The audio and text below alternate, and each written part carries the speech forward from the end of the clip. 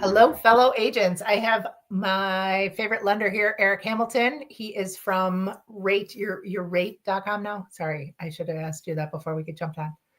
Is it, am I saying it Rate, correctly? yep, yep. We're So now it's just, rate. No more guaranteed rate. it feels weird. It's hard I to know it's really weird. For the problem is no one can spell guaranteed, so that's why we get changed it. it to rate. I'm not going to lie. I went G-U, is it Y or E-E? Exactly. Yeah. So, all right. Awesome. So Eric is Yeah. a lender who has a passion for the numbers behind the numbers. And he is always watching not what's coming in, but all of the why it's coming in. And that to me is fascinating. It's something I couldn't possibly do myself. So having the resource of somebody who really understands these things and can explain them to me so that I can explain them a little bit to my clients before I send them to him um, is invaluable, I think. Um, and I don't think it's enough for us. As much as I say we should not be um, predicting and telling people that something's a sure bet or telling people which way things are going to go, we do need to help them understand why something might happen or why it might not, so that they can make the best decisions that they can make, knowing what is really happening. So what I know our other agents probably hear quite a bit of wrong information. What's a couple of your favorites? Yeah. So I mean, data to me is, I always want to be more of a data-driven loan officer and make decisions on data. I think the one thing that I always ask people, and you've heard me do this in the beginning of any presentation, and it was a part of a Keeping Current Matters is, do you have a relevant opinion that's based on fact? A lot of people have opinions on this market and real estate and everything like that, but they're not based on fact. They're based on their opinion. And that's where things get really, people don't hire you. Or feeling or Yeah, yeah, yeah, gut yeah. or something that has nothing to do with. Yeah. And I think, we've just spent all this time talking about compensation and everything. And I call this separation season, is what I always say, is like, this is the time where we're going to separate the players in the industry from the pretenders. And I feel like the more data that you can know and be able to educate your clients, because I think if you've listened to any one of my, posts or my presentations, I use the word education a ton. Okay. And I think education is the piece that's missing. And I've said this to a lot of realtors is, think about the last year. We've had interest rates, 8%. We've had volatility in the market. We had an NAR lawsuit. We had an election.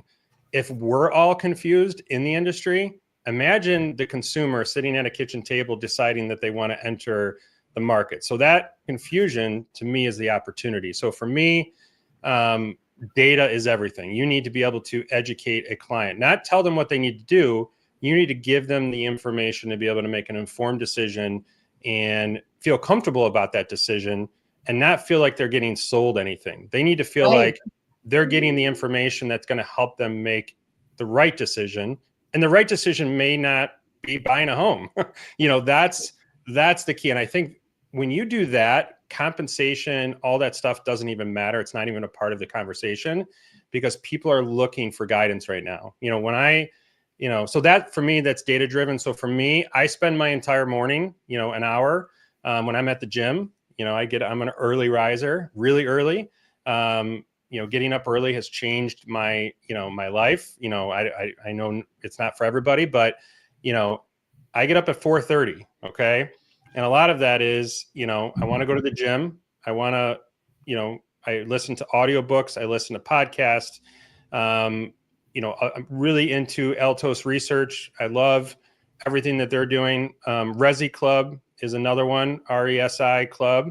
I have a realtor colleague who subscribes to Altos. She really likes. Yep. Altos, Altos is one of those things where they give a week. So most of the data that we see is a month behind. Altos is the Oh, right. only one that does it weekly.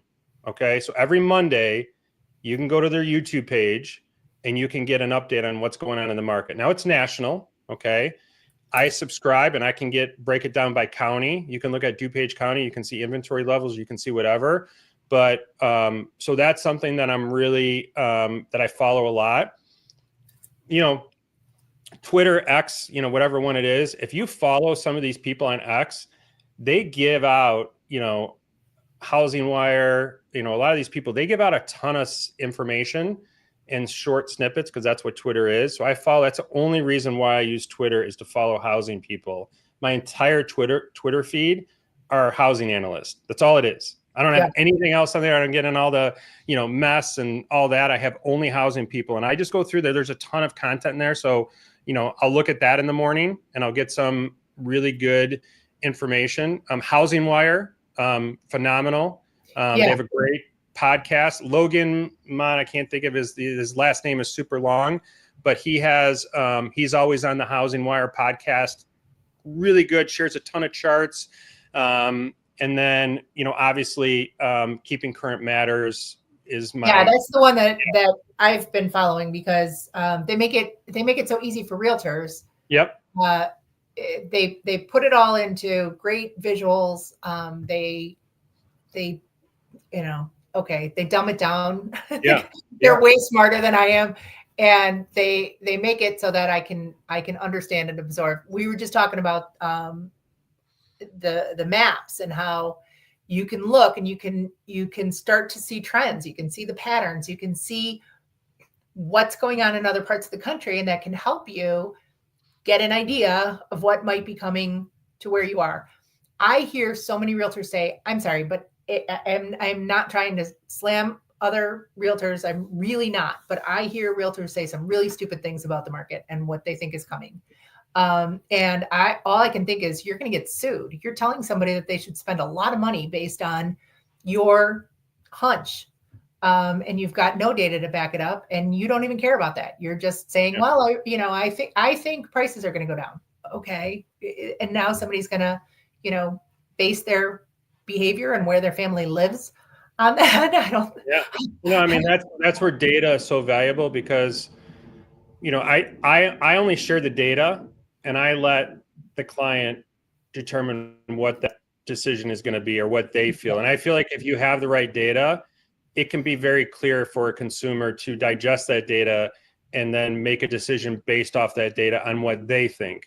Now, they may ask me, well, Eric, what do you think is going to happen? I'll give them my opinion, but it doesn't, like, my opinion on the market doesn't matter. Like, it doesn't matter. Right. I look at it as, I've been in the business 20 years. Like, to me, the best thing that I can do is to give them the data to make their own decision and let them think about it. And I get a lot better question. I can have a borrower, that asks me 0 questions when I first talk with them, and they got nothing because they've done a bunch of research. They've talked to their parents, they've talked to coworkers, and then I can show them data when we go through our buyer consultation, and they'll have 20 questions immediately following that. And to me, that is complete confidence in the fact that that's what people really have questions about. Yeah. I think people have a general idea how to buy a home nowadays. We've made that very easy, and that's the easy part. Okay. And I think that's the thing that we have to think about as an industry, is that we're commoditizing, a lot of what we do. And I think when you're data driven and you're using data, that takes, anybody can look up online and see how to buy a house. That's not the value.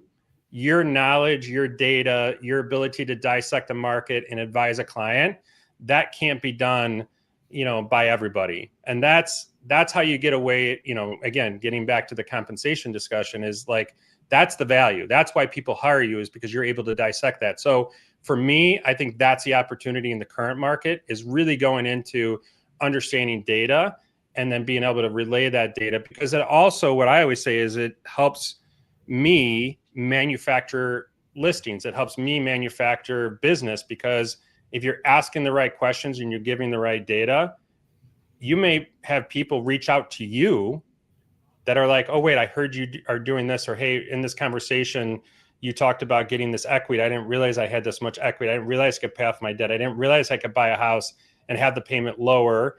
Like when you're proactively giving data, it will manufacture business versus just waiting for the phone to call and say, hey, Ruth, can you sell my house? I think we have to be finding ways to manufacture those calls, inbound calls. And I think that's the secret. And yesterday I was at a Tom Ferry marketing event. Jason Pantano. How was that?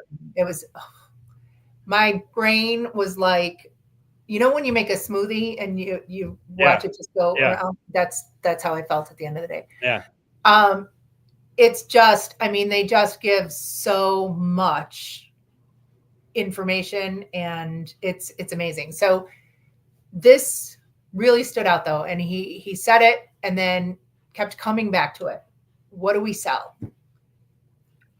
And somebody answered the answer he was looking for: expertise. That's what we sell. We don't sell houses. We don't sell mortgages. We sell our expertise, our skills and experience, and our interpretation of that data that helps people make the decisions they need to make for themselves and their family. Yeah, 100%. That's everything. That's what people compensate people for, is that expertise and all that. And again, we got to get away from this, commoditizing what we do, because that's where technology will replace the people that don't, that's what capitalism is. That's what is going to come out of all this. That's what people are going to try to do, is they're going to try to say, oh, well, we can do that. I can do that electronically. You don't need to have an agent show you a property. You don't need to, but when you can provide data and provide your expertise, that's something that can never be replaced. And those people will rise to the top. That's why it's separation season. And the people that struggle with that are going to, that don't do that, that just, think about how many people would meet a client for the first time at a house, prior to the changes. Like I've always thought that was a terrible idea. And I'll tell you, we created that, right? Oh, well, I think you had to, because you had to take the friction out, because honestly, Zillow kind of created that. Zillow, I think agents created the concept of the house is the bait. And Zillow said, oh, I can take that and I can amplify it times 1,000, 100,000. And then now you have this buyer consultation process, which now you're meeting a buyer. Well, I'm just saying, now it's required. Okay. But now it's required. And I think that is the biggest opportunity to come out of this. And this is what I say to everybody is like, my biggest value to a realtor is, instead of having you show someone 20 homes, to show them 5, because I did so much work up front that I excluded the other 15 because they didn't qualify. The payment was higher than what they wanted. And I think that's in addition to what the buyer consultation process is now you're learning more about the buyer. And you're getting information that's going to help you in what is the average buyer take. A buyer's agent is like 21 hours and the average listing is like 9. So if you can take that 21 hours and bring it down to like 11, 12, well, now you can work with more people. And I think that's the biggest opportunity. And they have a much better experience. Oh, 100%. Because now they're not seeing homes and being like, oh my God, it's $1,000 higher than I wanted per month, or, oh, we don't qualify for that, or you're making offers and not getting them accepted. All these things. I think that's where that buyer consultation process and all that stuff is so valuable to the consumer. We as I've always encouraged this. I think fellow agents, we need to encourage people to hire us, not pick the house, hire a lender, not get a pre-approval. And they will just have their experiences will be night and day, because we've all been through it where a buyer's like, this is the house, I want to buy it. And it's awful. It's awful for everybody. And also, you know what? Is it really the right house? Do they know enough to say it's the right house? And then we've got to slam everything through and try to make it happen. And it does. It's just that's not the best way for things to go. And I want to encourage my fellow agents to stop. Thank God, I'm so happy about this part of the settlement that they actually have to hire us before, I know a lot of people did business a different way and we're not happy about it. I think it's the best thing ever for the consumer. They should be hiring us. They should Yeah. know who we are. You don't show up in like a blind date and then try to snag them. Like that's just awful. 100%. No, I mean, I think that's going to be the best thing that comes out of this. And I think that will be the takeaway. And again, it's something we should have always been doing anyways, because it's, you've always done it. And I know, other realtors that have always done it. And this has been an easy transition for them because of that. So I think it's valuable. Yeah. And I want to encourage all realtors too, especially, I think, once we're in the business for a while, we do form good partner relationships, but especially encourage new agents. Who your lender is going to be is everything. Nobody told me that. So I got my license and then all of a sudden lenders were calling me and inviting me to coffee. And I'm like, well, boy, I'm awful popular. And I was like, oh, okay. You want me to refer? All right. And you need to know and trust who you are referring your clients to, because everything goes on that lender's shoulder. I have never had a deal fall apart that the lender wasn't involved in. Yeah. On either side. It is everything. And so to have a trusted partner who is going to give good advice, who is going to give you, I said to you many years ago when I started getting an inkling of how this all worked, because I had to figure it all out myself. Yeah. I called you and I said, how many of your pre-approvals fail during transaction? Because I had just found out that happens. And in those days, there were a lot of them because lending was really hard. It was really hard to get approved, right? And this was 2014. Yeah. And you were like, what? Yeah, I know. You're like, none of them, unless they do something to screw it up. None of them. Yeah, none of them are job, but yeah, I mean, I have 4 people on my team, 4 that are dedicated just to the upfront process. To me, closing loans the easy part. That is the easy part. I think the hard work is done on the front end. Absolutely. And we're in an office. Our realtor partners are out driving around on a Saturday or Sunday. They're away from their families. They're, the worst thing that could happen is you're out showing a home that ultimately doesn't close because we didn't do our work up front. And I think, you can take someone out for coffee, dinner, pay for all their Zillow marketing, but you waste their time on a Saturday away from their family and you have zero value to that realtor partner. Crush another family or 2 families. Yeah. I mean, it's I unfortunately, about 30% of my business comes to me from attorneys and other listing agents on deals that Can you say this deal? Yeah, exactly. I mean, that's 30%. I'm working on, I just got a call this morning. It's supposed to close next week. And the lenders and and I will tell you that 50% of the time that pre-approval should have never even been sent to the borrower. And the attorneys shouldn't have been extending it. This deal that I just got this morning was extended for the last 5 weeks. Yeah. And the deal probably is never going to close and it shouldn't even have gotten to this point. So for me, that upfront process is everything. Everything. It's horrible. And anytime I get a request for an extension, I'm like, uh-oh. And everyone else is like, oh, it's fine. I'm like, no, good lenders do not ask for extensions. This is not okay. And I remember one deal I called you on. It wasn't even my buyer. I had the seller, and I think we got our third extension request. And I called the agent and I said, will she talk to another lender? And she said, yes, she will. And I closed it in 2 weeks. And a lot of times they have, like a good ending, but the sad part is to your point is there's a lot of other sellers. There's other deals that are happening. There's new construction deals that have penalties if you don't close at a specific day. There's a lot of disruption that happens. And that's why it's so important, why I dedicate so many people to the process. And it has to be done on Sunday at 9:00, the same way it does on Tuesday at 3:00. Like there's no, and I think that's the hardest thing for lenders to really adapt to in this business, is that you have to provide that level of service no matter when it comes in. I always say, like, when you're working, I need to be working. And we need to have someone on call that can take that and run it through, because the impact on the negative side is so great to so many people.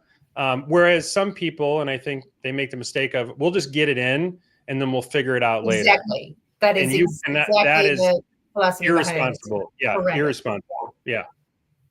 Yeah. So, all of my agents, if you don't have a great lender partner, reach out to Eric. Where are you licensed now? Like 10 states, but I can do loan in any state because I have someone in my office that is licensed in all 50. So if it's not a state that I'm licensed in, we have a way to refer it to that other loan officer. So that's the easy part. And I'll just say this too, real quick. I spent 14 years in a real estate office. I tell this to everybody. So I was in a little glass bubble in the office. Literally, there was 100 agents at the time. This when people went into the office, and I couldn't hide. I had to answer my phone. I couldn't just be like, oh, I'm not going to answer, because I was seriously like a science experiment in the middle of the office. And everything about my team and my business was learned during the 14 years in that office. I learned what not to do. And I will tell you this, everything I thought that realtors wanted was not what they wanted. And everything that I, built was really what they would come to me and say, hey, would you do this? Can you do this? Well, what if you did this? So that's what I feel like the value is, for any lender, is you got to listen to what realtors want, Right. And it's not rate sheets. It's not special programs. We all have that. It's really helping them provide a better experience to their clients and helping them make more money. Like we got to provide efficiency and take that stress off of your plate. Yeah. If a loan doesn't close, I don't care how much coffee you bought me. I don't care. Yeah. Nothing else matters. I mean, and even again, obviously it hurts me, but I have had families that you can't even describe what that does to somebody. No, it's devastating. I mean, we got people sometimes in hotels that we're helping because the other lender, denied them at the last minute, and they're staying in an extended stay with kids and dogs. And, it's so disruptive to families. And that's why, again, we owe it to the consumer.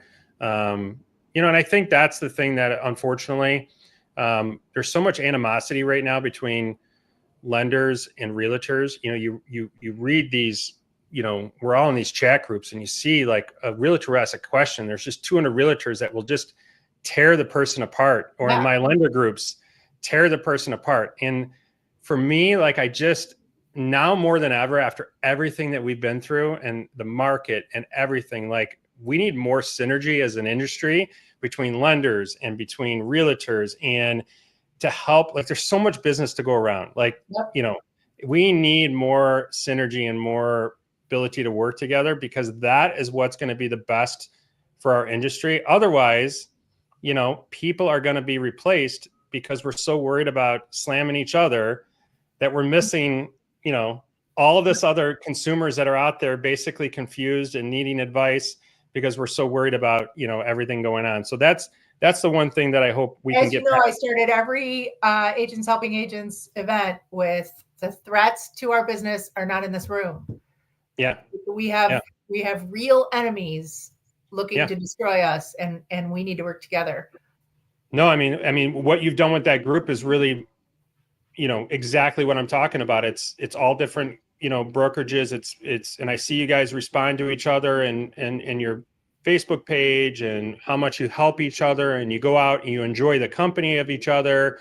And that's what we need more of, because that is what the consumer wants to look at when they're hiring a professional.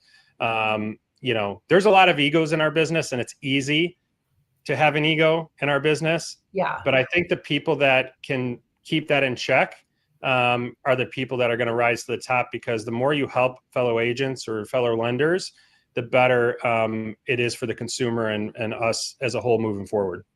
Yep. I agree. Wonderful.